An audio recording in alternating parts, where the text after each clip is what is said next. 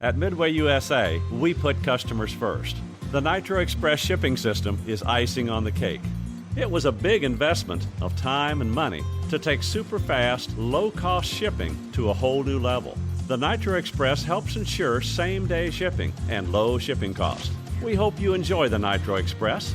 We built it just for you. For just about everything for the outdoors, go to MidwayUSA.com.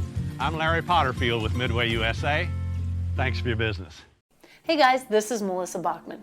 Are you ready to stop spooking deer before it's even time to hunt them? Then you need the new Flex S Dark cellular trail camera from SpyPoint.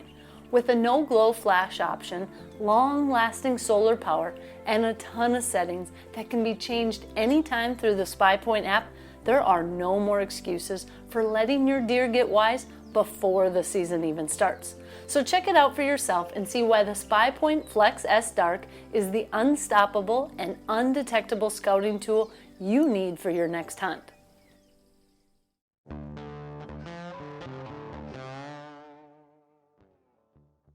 Howdy folks, and welcome to the Hunting Stories podcast, The Hunter's Brief, where we deliver this week's top hunting, fishing news in hopefully under 10 minutes. I'm your host Michael, and today we've got some quick hit stories from around the country and the world, from major court battles over public land and predator management to local wildlife encounters, record-breaking fish, and global conservation updates. It's Friday, July 25th, and here's what hunters and anglers need to know for this week. Let's dive in.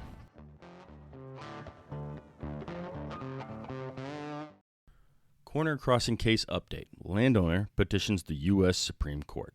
A years-long battle over public land access is reaching a climax. The Wyoming rancher who lost the corner crossing case is now asking the U.S. Supreme Court to overturn lower court decisions.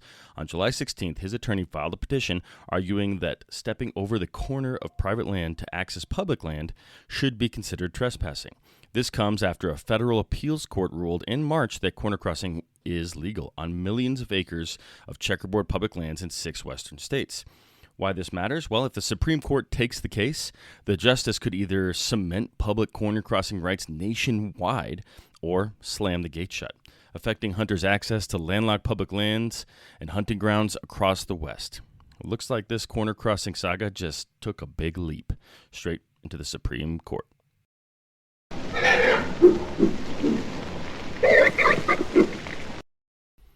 The House panel pushes to delist the Yellowstone grizzlies. We've talked about this before, but in Congress, the grizzly bear management is sparking debate. A House Natural Resource Subcommittee advanced a resolution by Rep. Harriet Hagman out of Wyoming to strip Federal Endangered Species Act protections from grizzly bears in the greater Yellowstone ecosystem. The measure passed by a single vote on July 15th and even aims to actually block courts from reversing the delisting. Proponents argued that the Yellowstone grizzlies, now over 1,000+ bears, have far exceeded their recovery goals and should be managed by states, including possible future hunting. Opponents warn of genetic isolation and note that the 70 grizzlies died in 2024. Delisting would turn grizzly management over to Wyoming and Montana and Idaho wildlife agencies, respectively. A big shift that hunters, ranchers, and conservationists are all watching closely. Congress is very eager to declare Yellowstone's grizzlies recovered, but some say the plan deserves one big pause.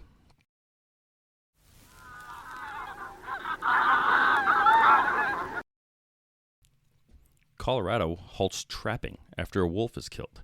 In Colorado, a new policy change is taking effect after a reintroduced wolf died in a legally set trap.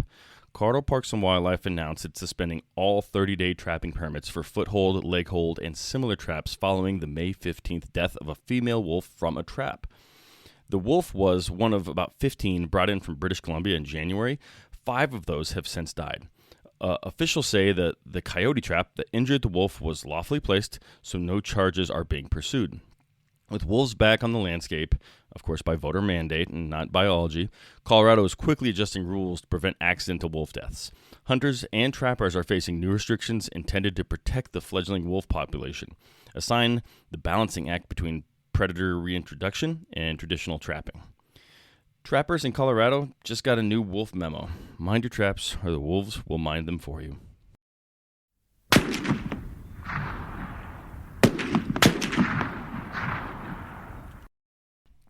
Mountain lion attacks child in Olympic National Park.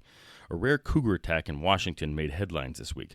On July 20th, a mountain lion bit a 4-year-old boy who was hiking with family near Hurricane Ridge in Olympic National Park. The child's father heroically yanked his son from the cougar's jaws, likely saving the boy's life. Park rangers responded quickly. They closed the area, tracked down the GPS-colored cougar, which was euthanized the next morning. The injured child was airlifted to a Seattle trauma center and is now in satisfactory condition. Officials noted cougar attacks are extremely uncommon, fewer than one per year typically in North America. Hunters and outdoors folks know we share the woods with predators, but incidents like this underscore the importance of carrying bear spray or other protection, even in popular areas like national parks. The successful intervention by the dad also highlights how quick action can prevent tragedy. Little Johnny's big adventure ended with dad wrestling a cougar. Talk about bringing backup on the family hike.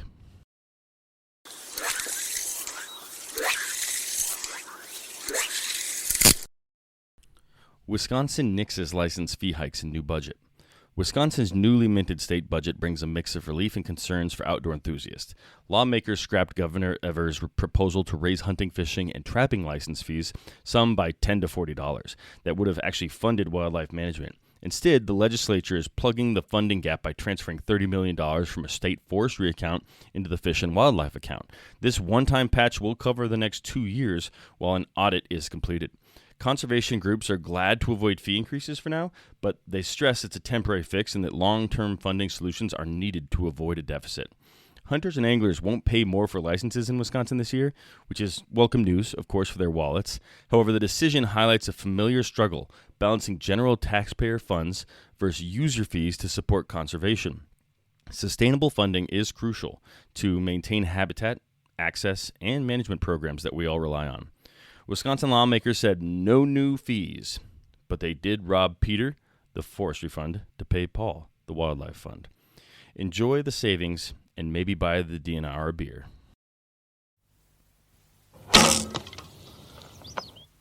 This episode is brought to you by Boat Trader, America's largest boating marketplace. Whether you're buying, selling, or upgrading, the Boat Trader app makes it easy. With the biggest selection of new and used boats from dealers and private sellers. Browse, compare, and even apply for financing. All in one place. Download the Boat Trader app and start your search today.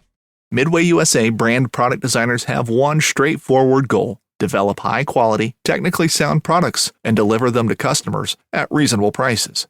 If you are immersed in the shooting sports industry and pay close attention to every single detail, you know our products are built right and stand up to everyday use. Who has shooting mats and range bag systems to hunting clothing and just about everything for the outdoors? Log on and shop 24/7 with super fast shipping. MidwayUSA.com. Poachers must pay $120,000 in Illinois deer case. 5 Mississippi men learned the hard way that poaching doesn't pay. It costs. A federal court in Illinois sentenced the group for a years-long deer poaching scheme in which they shined spotlights and shot trophy whitetails at night across multiple counties. The men, who did not have resident licenses, hauled the deer back to Mississippi to mount and keep. Now, after pleading guilty to Lacey Act violations, they've been hit with nearly $120,000 in combined fines and restitution and up to 5 years probation each. Authorities say the crew killed dozens of deer from 2018 to 2022 in a calculated multi-year operation that exploited Illinois' prized wildlife.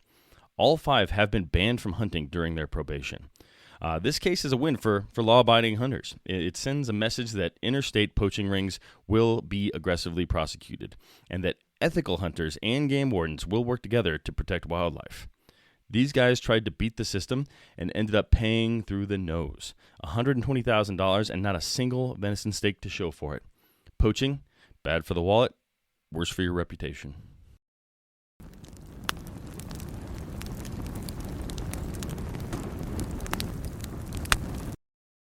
New York angler lands 3rd state record of 2025. Break out the tape measure. New York has a new state record brook trout, and the angler is on a hot streak. Benjamin Ferguson of Lowville, New York, caught a monster 22-inch, 6-pound, 3-ounce trout on July 5th while trolling in the Adirondacks. This trout beat the previous New York record set in 2013 by a few ounces. Incredibly, Ferguson's third state record fish of the year. He earlier set records for smaller species, specifically the fallfish and the burbot. The DEC commissioner, Amanda Lefton, congratulated the feat, calling it evidence of New York's thriving fisheries and conservation of an iconic species. The brookie was caught in the St. Regis canoe area on a Lake Clear Wabbler spoon, a classic Adirondack lure. State record catches highlight successful fisheries and fishery management and get anglers everywhere dreaming about their next trip. This story's particular shows that ordinary anglers can achieve extraordinary catches, and apparently multiple times. It might inspire you to explore new waters and maybe submit your own trophy to the record books.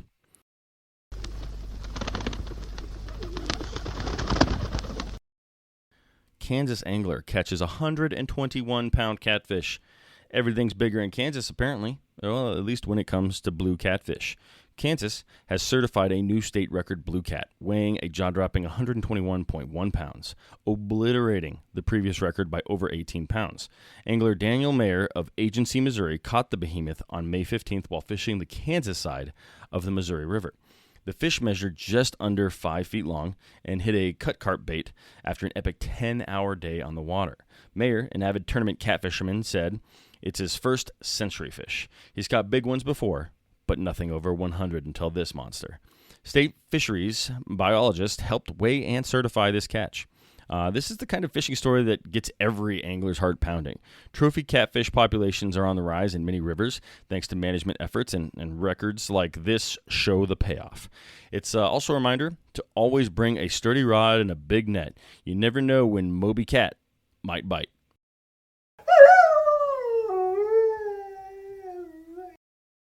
Texas opens the lottery for 9,600 public hunt permits. Texans and non-residents too, it's time to get your name in the hat. The Texas Park and Wildlife Department Drawn Hunt Program is now accepting applications for the 25-26 season. This year, TPWD is offering nearly 9,600 permits in 60-plus hunt categories across the state, ranging from deer, pronghorn, and turkey to alligator, dove, and exotics, and even bighorn sheep. Draw hunts take place on a variety of public lands, state parks, wildlife areas, even private ranches, giving regular folks affordable access to prime hunts. Application fees are just $0 to $10 depending on the hunt, and you can apply online until deadlines that begin August 1st and run through the fall, I believe. So the last year, over 300,000 applicants were submitted for Texas drawn hunts. So competition is stiff, but if you're dreaming of hunting beyond your usual spots, Texas's lottery is a golden opportunity. It democratizes access to quality hunts. You don't need an expensive lease or landowner connections, just a bit of luck and $3. With categories for youth and even guided hunts, there's something for everybody.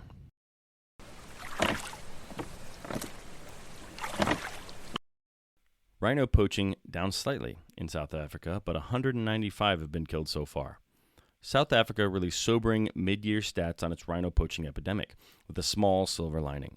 In the first 6 months of 2025, poachers have killed 195 rhinos across South Africa, which is actually 35 fewer than the same period from 2024. Officials announced the figures as they launched a new Rhino Renaissance initiative aimed at rebuilding Kruger National Park's rhino population from around 2,000 currently to upwards of 12,000 over the next decade. The slight decline in poaching deaths suggests anti-poaching measures may be gaining ground, but still, they're losing about one rhino a day, which is unsustainable. Most poaching continues to occur on state-owned reservations like Kruger, though encouragingly, some provinces reported zero losses so far this year. The government's plan includes training and deploying more rangers, high-tech monitoring, and community programs, many tactics that private reserves have used effectively for years. Hunters and conservationists worldwide watch South Africa's rhino situation closely. Rhinos are often protected by funds from legal hunting and tourism, and their horn poaching crisis is a classic conservation conundrum. The battle to save the species is not just an African issue, it's an international one, implicating global trafficking networks. The slight improvement gives hope, but clearly there's a long road ahead to truly turn the tide.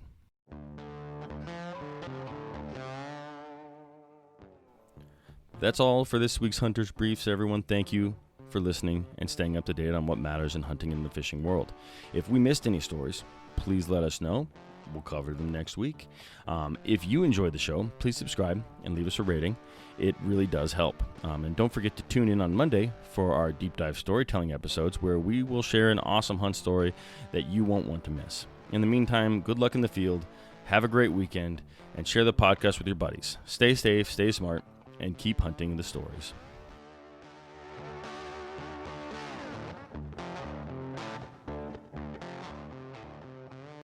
Bow hunting all comes down to a moment. And in the moment, you want equipment on your bow that will get the job done. Trophy Ridge products are the tools bow hunters trust. React Technology sights, rests, stabilizers, and quivers to help a bow hunter be successful in the field.